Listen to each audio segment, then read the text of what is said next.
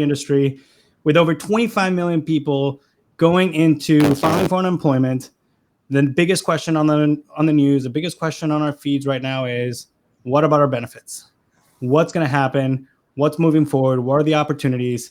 And we brought Craig Murphy back. Welcome back, Craig. Good morning. And we got Blake Linigan. Blake, how are you doing today? Good. Thanks for having me. Thank you for joining us. Later on, we've got roofing. We had a huge hailstorm in Texas, and there's hailstorms all over the U.S., so it's going to be great to understand how to check a roof for damage.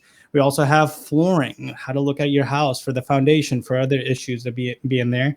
In the lineup, we also have electricity, how to buy it, how to not get ripped off, and how to even save some money in doing it. It's a really complex process. We got some experts, and even later on today at 2 o'clock, we're going to have a live baby penguin gender reveal from the zoo, the Caldwell Zoo. So join us live, Expert35. We've got Craig Murphy and Blake. Thanks for being with us. Let's get to it. Again, you can join the conversation. Text in Expert35 to the phone number on the screen. We've got Expert15 and Expert31 with us. Just starting out real quick. Tell us a little bit about yourself, Craig, so they understand the group benefit side. Well, I work for Commercial Benefit Services, which is a small independent insurance consulting firm. I've been in the insurance business for more than 25 years. I've worked for most of the major insurance carriers, and I've also worked on the brokering side. So I understand pretty much the whole realm of the insurance industry. And Blake, tell us a little bit about supplemental benefits and what you do. Yeah, so I work with Aflac Insurance. We specialize in supplemental employer benefits. So I work directly, mostly with employers to help provide supplemental benefits to their employees, protect your paycheck, and things of that nature. And then we also work with individuals for supplemental policies as well. Well, great having you guys on the show. Again, you've heard the numbers. Everybody's worried. Even though some states are opening up again, that doesn't mean we're back in business, right? It doesn't mean it's immediate. So, first off, what rules or what laws are changing in your industry? And why don't you start off with us with Craig? As far as laws changing, there are some. They've made some allowances. The government clearly understands that there are a lot of people whose job status is changing. They are allowing people to go through a special enrollment if they lose their benefits right now, so that if they needed to, they can enroll on an individual plan during the middle of the year. Really, other than that, there are some allowances being made for free testing with many of the insurance companies for COVID virus, and some other insurance companies that have gone as far as to agree to pay 100% of the cost of the COVID virus treatment as well as diagnostics. Oh, the treatment as well. Okay. So it's absolutely free. There's no deductible. There's no copay, no co-insurance. It's just flat out covered 100%. And how would somebody find that out? That's a good, that's a definitely question. Want to check with your individual insurance company. There's on the back of your ID card, there's going to be a website. If they are whatever level they're offering, one of the first things you'll see on the screen is the updates about the COVID virus and how that's going to be covered by that insurance company. And it is going to vary from state to state, from company to company. So it would be very dangerous to categorically say that things are covered when they're just not that way.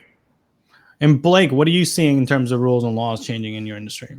So with Aflac individually, we've frozen cancellations, which a lot of coverages are doing, so that if you do have something, if you've gotten furloughed, if you've gotten, your employer is unable to provide you the ability to go to work, your policies are not going to currently cancel. So far through June 1st, Aflac has frozen everything. So we've got that side on the changing thing. They're still paying out. So if you have that policy, regardless of if your premiums are able to be paid, and someone I saw is asking, how do you make sure? Well, Aflac, regardless if you're not being able to pay, or if you had that coming out of your paycheck, go towards your premiums, and you're no longer receiving the paycheck, your policy is still in effect as of now, and we're working on ways to continue that to make sure that your coverage will stay in effect as well. Well, perfect. And this is actually a really good question from the people viewing. I'm worried about my employer with the shutdown. How can I make sure the company is actually making my insurance premiums? Well, you may not, at least from the group insurance side, I mean, short of asking your employer, or you can call the insurance company and see if your plan is still, your benefits are still in effect. That's probably going to be the best way to do it without stubbing any toes. You can call your insurance company and just say, hey, am I still covered? But short of that, I mean, the insurance company would normally send a cancellation letter of some kind to you if your coverage has come to an end. So I would just say, make a phone call. Perfect. And you want to add something to that, Blake? We're the same thing. I mean, it's going to be just make a phone call, or you can check if your coverage is, if the premiums aren't going to be paid, we're generally emailing the policyholder, so they would get that notification. But and in your case, who's the policyholder? I guess that's to be clear. If you own Aflac, if you have an Aflac policy, but the policyholder is the individual, not the company. Correct. Okay. Correct. That's just to be, a lot of us are new to this side of the business, so it's good to hear the definitions. All right, we've got a question from Greg. Can I take my disability coverage with me if I lose my job or change jobs? From the group side, if you have group disability, you cannot, because the disability is tied to the employer, and it's tied to having employment. So if you lose your job, normally that is one of the coverages that is not portable. And as far as with Aflac goes, the answer is actually yes. With short-term disability policies, you can take that, it's a portable policy, so you can take it with you. If your employer either shuts down or you were to lose your job, as long as you already had that policy, if you have the coverage in place, you can leave and have it. Now, in order to get paid, should something go wrong, you're still going to have a proof of income, so you'd have to have another job. But you can take the policy with you to that other job. And let's make sure we put some of those notes in the actual feed so that people can see that, because that's important. So you have to have a job, right? You have to prove income to be able to benefit from the policy, correct? Correct. And Jenna is asking, do you need both health insurance and Aflac? I would. Do you want to answer that, or do you? I don't think you're going to get a no from either one of us. Well, I think you can. You don't need either, but I would say that they complement one another. The one does not replace the other. Really, the Aflac benefits, I'll leave that to you, but I can say that one does. They don't substitute one another. I don't think you would go as far at Aflac to say that you don't need health insurance because you've got Aflac. And I certainly wouldn't say on the other side either. No, Aflac's a great complement to health insurance. Right. Health insurance covers your, major events. Aflac is more, and the best part of Aflac is protecting. So if you have that major event, making sure that you still are able to cover your paycheck through that time. Right. And I've got another interesting one, and I think this is one that we haven't covered yet. I'm starting a business. How many employees do I need before I'm considered a group? Or I guess how they can get that type of policy. For group health insurance, the minimum size is 2 employees. In some companies in some states, you can even go as far as if you have a husband and a wife team, you can even have one as an employee and then the spouse as another employee, as long as you're both on the payroll. But minimum is 2 on the group health insurance side. And that's statewide. That's in Texas. Is that different in other states? And it varies from state to state. So you'll need to check with with an agent in that state or with your Department of Insurance website for your particular state, and it will tell you what it's a group per se. And for benefits, what's the number, Blake? For Aflac, it's the minimum requirement is 3 employees. or a business owner can count in that. But it takes 3 to make a group. Okay, that was a question. Can the business owner? What if you have like a partner, like a silent partner? Can that be considered someone in the group, or do they have to actively be receiving like a W-2? On the group side, as long as that silent partner is listed on the articles of incorporation, or they file taxes showing that they are a partner, even if they're not receiving a salary, they can still be listed they can still be covered under the coverage, as long as they have some sort of proof to show that there is that owner relationship. Right, or like key employee, if they're key to the business. Correct. I think it's a K1 or a K2. Mm-hmm. And as far as Aflac goes, you can actually cover even 1099 contractors on a lot of policies. So any relation, as long as, again, they're getting, they've got a business relationship where there's finances being exchanged. Interesting, and that's something I did not know. So good to hear that even a 1099 contractor can be covered under Aflac. Here's a question from Jennifer Johnson. How does Aflac handle pre-existing conditions? So pre-existing conditions, it's obviously that's a very broad question. So it depends on the condition. We do have a lot of policies will be issued with pre-existing conditions. One of the most beneficial parts of it is that with Aflac, even if you have a pre-existing condition, a lot of the policies will still be issued just with a waiting period of 1 year. So your pre-existing condition, such as on a short-term disability policy, may not it may be excluded for that first year, but after the first year, even if you have issues from that pre-existing condition come back, you're going to be covered again. Excellent. Well, let's get to we're in those lockdown. People have to revisit everything they're doing. What do you guys see as like the silver lining in all this, in terms of being laid off, having to shift, and the health industry? Go ahead, Craig. I would say, I'll keep it isolated to the health insurance side.